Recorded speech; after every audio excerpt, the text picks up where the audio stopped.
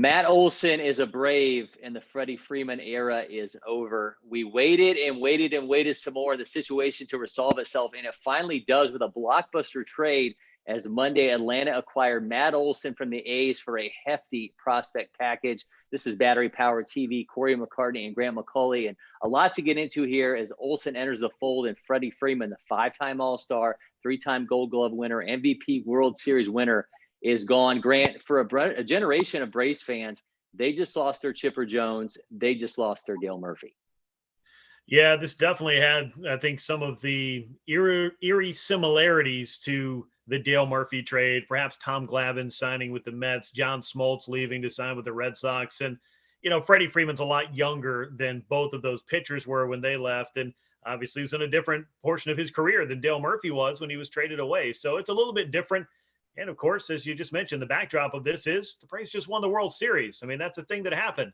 And Freddie Freeman, if we have a lasting image of him, if it's the last one we ever see as an Atlanta Brave, it's securing that final out on the throw across the diamond from Dansby Swanson in Game 6 of the World Series. His final plate appearance as an Atlanta Brave, as of now, was a home run in the World Series. Truly the highest of highs for Freddie Freeman. That's the note he goes out on. But when we talk about these negotiations that stretched on for what we imagine is the better part of 2 full seasons, you had to kind of feel like there are a lot of things that fans are going to be unpacking when it comes to the departure of Freddie Freeman, setting aside the fact that you got a really nice first baseman to be the future at that position for your franchise. So, Cory, we got a ton to get into on this show. Yeah, I don't want to downplay Matt Olson, his potential impact and, what the Braves are getting. But I think at this point in the proceedings, there's just a lot of people who are, still somewhat shell-shocked. I mean, you're talking about the foundation of the franchise after Chipper Jones' retirement. He was there through the rebuild, through the championship. He's moving on. I know, it was easy to read on Twitter. There was a lot of anger throughout Braves country as things kind of dragged on, only to see Freeman ultimately, we're expecting at this point to be in another uniform. We don't know all the particulars. We know that last spring, he had said there was little communication between the franchise and his agent in terms of a deal. There had been a long desire for him to never wear another uniform, which was reiterating what, was said up, so many times along the way. GM Alex Anthopoulos was emotional on Monday when he held back tears at camp discussing the trade. Here we are for the first time, Grant, since 2010, since Troy Gloss in 2010, someone other than Freddie Freeman is going to be the opening day first baseman for the Braves. We looked at things as plan A, plan B, Freeman obviously being plan A. The Braves got to a point deciding Sunday night, as Anthopoulos said, to push through with his deal. They end up sending along Christian Pache, Shea Langoliers, Ryan Cusick, and Joey Estes. It's a pretty solid plan B, though, in Olson. You certainly want to get into that, but there's going to be a lot of emotions that are going to come here with Freddie Freeman. And certainly, when you kind of have the ability to look at it right now, I mean, what's going to be the ultimate, legacy for Freddie Freeman for you in Atlanta? Well, there are a lot of different things. The consistency is the number one thing that jumped out. I mean, before any of this news broke, I was just looking at everything this morning and thinking, is this going to be the day we're going to get some resolution on this situation? And I also wanted to just kind of chase down one more statistical rabbit hole and looking at Freddie Freeman's statistics on a 162 basis and the consistency of the last basically decade for him, the last 9 years anyway. I mean, this was a guy who was worth about a 5 F4 every year, was going to hit 300 on base 400. He was going to slug 500. He had a weighted runs created of just under 150 in terms of overall wins above replacement. Only Paul Goldschmidt, I'm talking by a nose, is ahead of Freddie Freeman in overall value. And when you went back to all non-pitchers in the last 9 years, all position players, most wins above replacement, according to Fangraphs, we're talking about Freddie Freeman, number 6 overall, with guys like Mike Trout and other Mookie Betts. Josh Donaldson was a bit surprising, but he was awful good a few years ago. But it was a short list that Freddie Freeman was on when you talked about best first baseman in baseball and one of the top 10 players overall. So legacy, I think, is built into consistency, the desire to play every day, the drive that he had both for himself and for his teammates. It might have bordered on maniacal to some from the outside looking in, but I think inside that clubhouse, that driving factor was indeed important.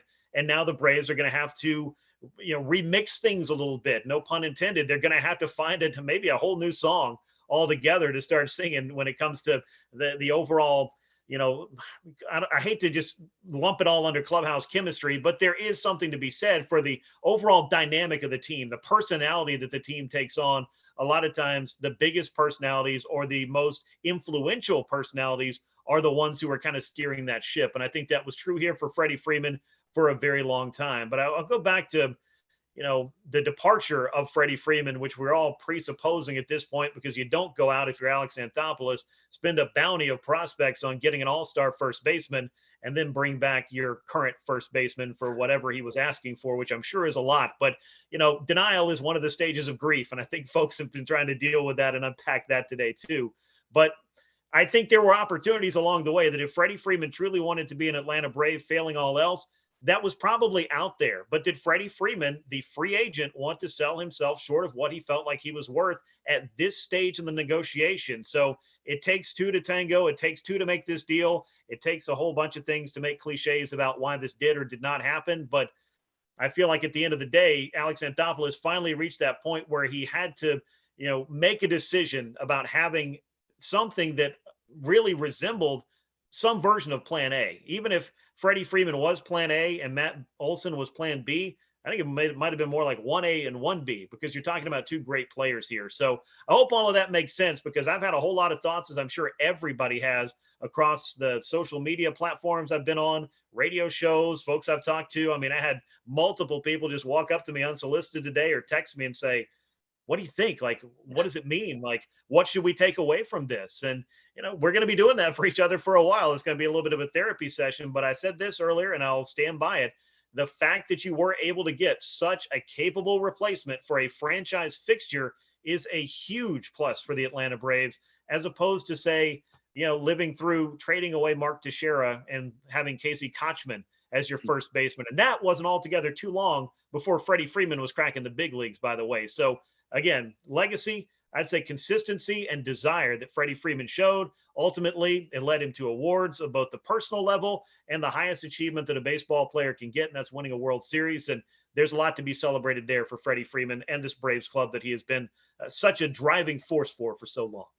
Yeah, I mean, I had a lot of the same experiences. People texting me, sending DMs, people later in the day just coming up to me and asking me stuff as well. But I kind of, when I think about, what he was able to accomplish in Atlanta, and certainly, a lot of it's going to be tied towards, those statistical marks that you said, the MVP, all that. I kind of go back to those more quiet moments, though. I remember when he was his first year as an All-Star, when he had won the vote as that final guy in.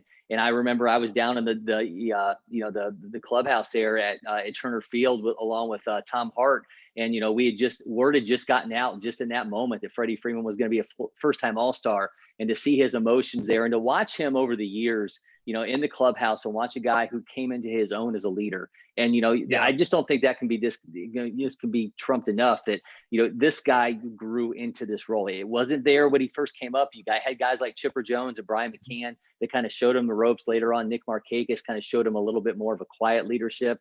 And to a man, I mean, you would talk to guys in those last years, and they said, when Freddie talks now, you listen. And I think that is really something that happened over the years as you saw him, kind of grow into. And I just, to me, that's one of the lasting things with him, is just the man that he ended up becoming, the player he ended up becoming, and all that he went through in Atlanta to get to that point. But certainly, there is a big future ahead that's centered around Matt Olson, and it took an absolute haul to get him. And you think about during the time of John Coppola and the, acquiring of so many prospects through the early, these first few years of Alex Anthopoulos' reign, trades have been made, but the Braves never got to the point where they really ate into that prospect capital where you thought, okay, this is the deal that hurts. I mean, they dealt guys like Joey Wentz, Colby Aller, Bryce Wilson, guys who at one point or another had been high up in those, MLB pipeline rankings, but nothing to this point. They just traded away their numbers 1, 2, 6, and 14 prospects in this system via pipeline in order to get this deal pulled off. And, certainly you mentioned this, while it may feel like plan B to a lot of people, Matt Olson, the soon to be 28-year-old, coming off a 5-WAR season himself, 146 weighted run created plus, a career high 39 home runs. I mean, certainly, this is a guy, another left-hander, and, he's an Atlanta area native coming out of Parkview, has hit no worse than 19% above league average in any of his full 162 game seasons. He's been at 135 and 146 weighted run created plus the last 2 full seasons, a combined 75 home runs in those seasons. Grant, they're just, there's all kinds of subsequent questions, but, just at base value, what you get here in moving from Freddie Freeman to Matt Olson. While it may not be that household name level, this is very comparable production that Olson's been able to deliver of late. It certainly is. And again, you talk about a guy that's essentially 4 years younger than the first baseman that you had, the incumbent in Freddie Freeman. And I still, and you'll have to show it to me, it'll have to happen in real time, as they would say on 24. I'll have to see Freddie Freeman kind of fall off a cliff to believe that he's going to age anything other than, I think, pretty gracefully. But there were a lot of different points at play that, maybe by turning the page here, you accomplished a few different things. You knew that you were going to have to trade some prospects if you wanted to get in a Matt Olson, and it was going to be top prospects. It wasn't going to be the kind of thrifty deadline deals that, goodness knows, helped the Braves win a World Series last year. But I go back to 2019 when Josh Donaldson had left and signed that contract with the Twins, the offseason after the 2019 season and the playoff disappointment the Braves had. And I just had this feeling, maybe this is the offseason where Alex Anthopoulos finally pulls off that big trade. He parts with those top prospects and he brings in an impact type player. I never had a scenario in which Freddie Freeman was not going to be wearing a Braves uniform in that point. I was thinking, hey, maybe he's going to go get a big slugging outfielder or a third baseman to make up for the fact that you just lost Josh Donaldson. Well, fast forward, all of a sudden, Austin Riley seems like a pretty viable third baseman. And the question really became, why did an extension with Freddie Freeman not happen before he reached free agency? And I think some of these answers will come to light once Freddie does make a decision on where he wants to play, where he signs, and what comments that he has will be pretty telling. I think he's going to be extremely, extremely grateful and glowing about the city of Atlanta and Braves fans. I have no doubt about that. But I can't imagine that this entire thing doesn't sting just a bit for him. But to come on back and talk about the prospects that the Braves gave up, what could be their incumbent catcher for a long time or their catcher of the future, the heir apparent behind the plate, Shea Langoliers. Did I expect to see a lot of him in 2022? Not necessarily, but I felt like he wasn't too far off. He made it to AAA last year. Christian Pache, we just talked about him on the last episode. I was hoping that he would get some serious run in center field, some consistent playing time to show you what he could become, and the fact that he is an all-world glove. And the A's are going to, I'm assuming, give him that opportunity to be their center fielder perhaps of the future. And I would say even more to the point, to the present. Didn't see a lot of Ryan Cusick other than knowing that he had a great arm and was another first-round draft pick of the Braves just this past year. And then, of course, when you are doing a 4-for-1 trade, you have to feel like you're getting something pretty darn good back. And that's the case, I think, with Matt Olson here. It's pretty much the best case scenario of all the other options that you could install at first base moving forward. It's not signing Anthony Rizzo. It's not trading for Joey Votto. I mean, there were other theories about who could be playing first base for the Braves, but Matt Olson, if not Freddie Freeman, always seemed to make the most sense. And perhaps Alex Anthopoulos got to the point where he felt like, the longer that I leave this out here unresolved, it opens the door for a team like the New York Yankees, for example, who also need a first baseman to jump out there and pull the trigger on the Matt Olson trade. Then all of a sudden, you don't have a sufficient backup plan. And I think that's probably what led to this deal happening and the timing that it did. It's just, kind of painful for Braves fans if you're not a big fan of change. And it's hard to be sometimes. And gosh knows, we've had a lot thrown at us the last couple of years. And coming off the high of winning the World Series, I just really thought that maybe that was going to be the thing that really, stemmed the tide and brought this reunion, back to where it needed to be and had Freddie Freeman in a Braves uniform for presumably the rest of his career. But it seems like fate and time and change and all of those things had different roles to play in all of that. Yeah, I was really surprised, honestly, by the timing of all this. I think if when you looked at the dominoes that needed to fall, I think, the fact that Freddie Freeman was, I think the consensus number 2 free agent in this class behind Carlos Correa, that you felt like, okay, he's going to be the domino that falls first, and then you'll figure out where Matt Olson's going to go. But I'm sure, as these, we obviously don't know what we know at this point. That you had to feel like at some point Alex Anthopoulos, whatever messages he was getting from the Freeman camp, had to feel like this was a better resolution than them trying to wait things out and hope that Freddie ended up coming back to Atlanta, and then who knows what you're stuck with going into first base for the following year. Olson at this point is due 12 million. He has 2 years of control. I think that's a really interesting point in all this, because you're not getting a guy who, who has years and years in front of him. Obviously, he has a final year of arbitration ahead of him next winter. I got to feel like if you're making this deal, you better be talking an extension pretty quickly, because I don't think the Braves are going to want to be in this position again, a year and a half from now, where you're wondering about the future of another first baseman, one that you gave up quite a few prospects to get your hands on. Yeah, and I will say this, and we know this with prospects. I mean, many of them don't pan out. Some of them pan out to be useful players, and fewer still pan out to be the stars and superstars of the future. We'll find out, and time will tell with what these prospects are able to do. But I don't feel like Alex Anthopoulos could really afford to let that hold him back. The worry of what some of these guys could do in another uniform, when you are talking about a player as good as Matt Olson is and has shown himself to be at that age. And if you're really thinking about handing out a 9-figure contract to a first baseman, wouldn't you rather do it when he's 29 years old heading into free agency than 32 years old? I mean, it's just a question worth asking, and maybe that's one the Braves will be answering sooner than later. But by trading the prospects, bringing in Matt Olson at a rate that obviously this year and next year is going to be quite palatable for the club, it also leaves you the option of taking all of the money that you might have spent on a Freddie Freeman. Let's just say it was $140 or $150 million, and maybe you're able to extend some of your other young players. You're able to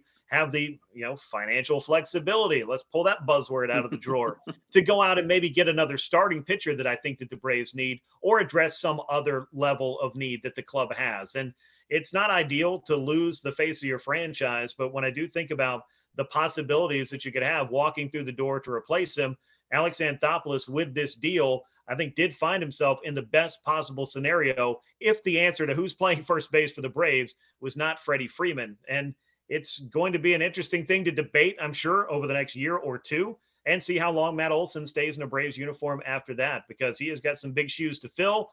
Fortunately, though, he's bringing with him quite a potent bat and the ability to play a pretty good first base himself.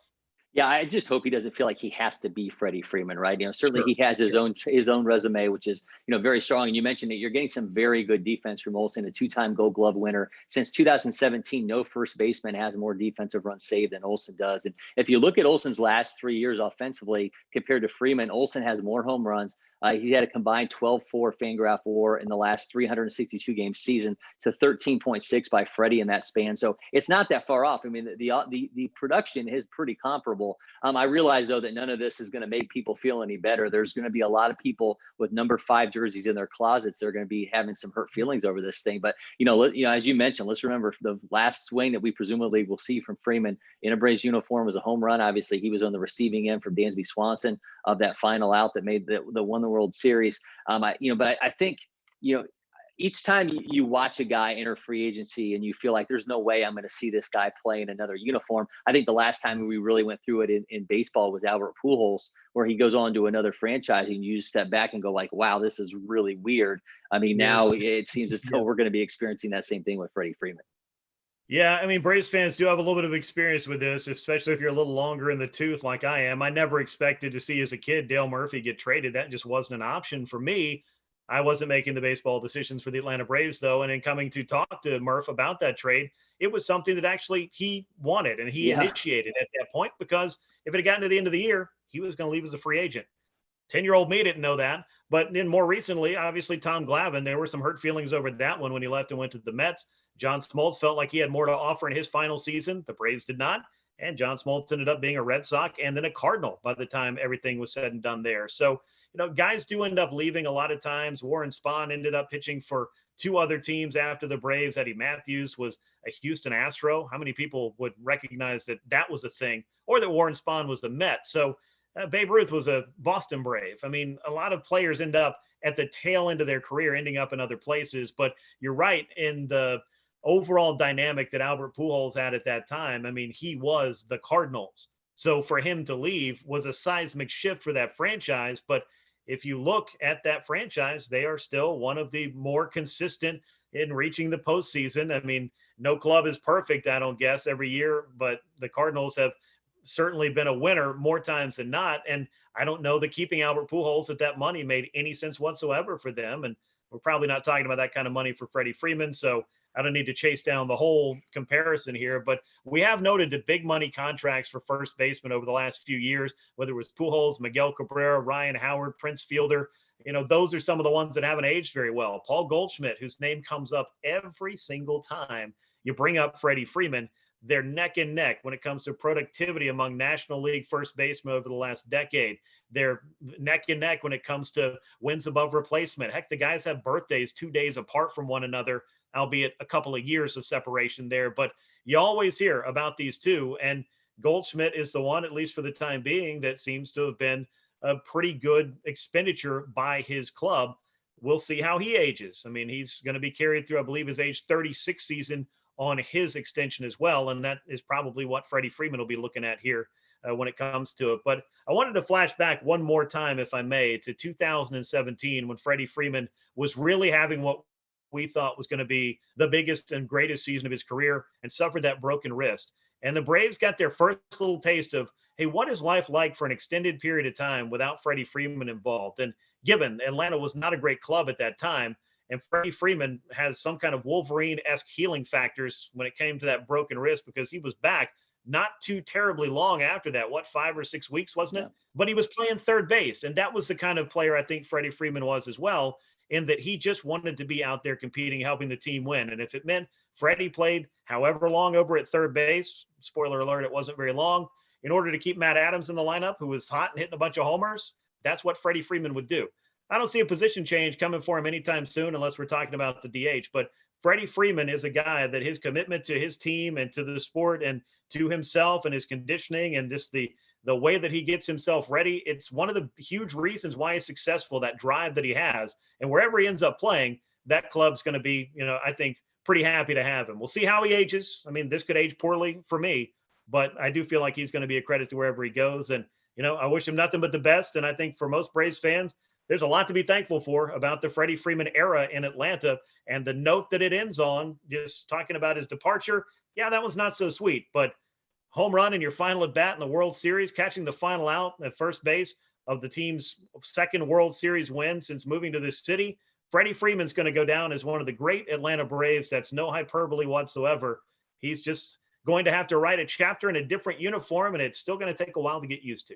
Yeah, I was going to ask you if we were going to now have another chapter of Matt Adams coming back to Atlanta, but hopefully now we're going to avoid that as well. But I think now that we know, what the Braves are doing at first base, though, Grant, I think you have to ask what's next. I mean, Ronald Acuna Jr. says he's ready to go, saying in the first day of spring training, he's 95%. I'll believe he's allowed to play on opening day when I see it. The Braves are reportedly in on Nelson Cruz at DH. He's inexplicably with the Nationals. They still need starting pitching. They still need to figure out the DH and the rest of the outfield. Adam Duvall, Marcelo Zuna, Drew Waters, Guillermo Heredia, Travis Demeritte are the only outfielders in the 40-man right now. There's no real, everyday center fielder. First base has been cleared up, but Grant, there's a lot of crucial items still on the shopping list for this team. Yeah, there really are. And I did think, again, that Pache maybe had a role to play when you talked about having a natural center fielder out there, especially without Ronald Acuna Jr., who, let me just say, I don't expect to be playing much, if any, center field in 2022 anyway.